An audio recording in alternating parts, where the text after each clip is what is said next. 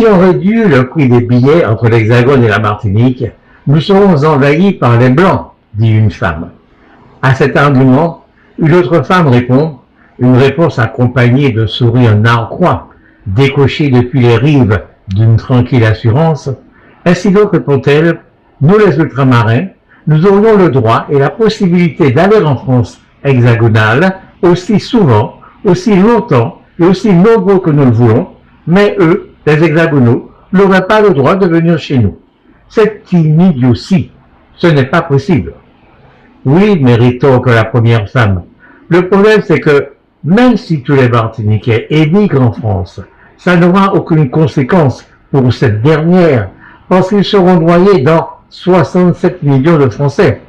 Par contre, si le même nombre de Français hexagonaux viennent en Martinique, eh bien, il n'y aura plus de Martiniquais. Quelqu'un d'autre se mêle au débat. C'est un homme, celui-là.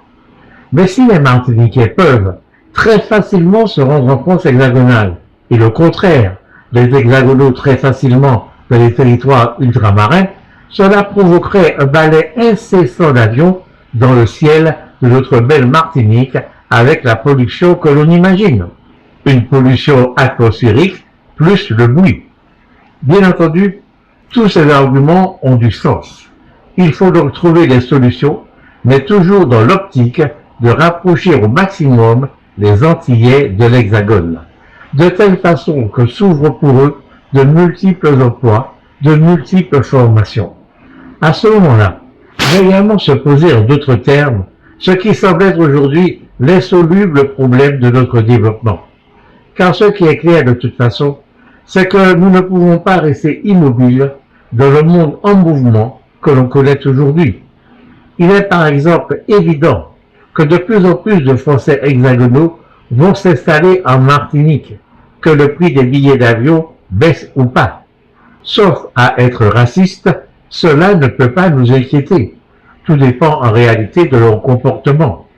En général, nous allons directement sur les plages quand nous sortons de Fort-de-France.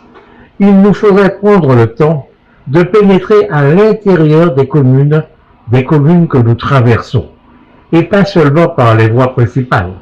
Nous verrions, comme nous le voyons aussi à Fort-de-France, un nombre impressionnant de maisons abandonnées. Des petites maisons en bois, comme il y a longtemps, mais aussi des maisons plus récentes, en ciment. Des rues entières semblent abandonnées.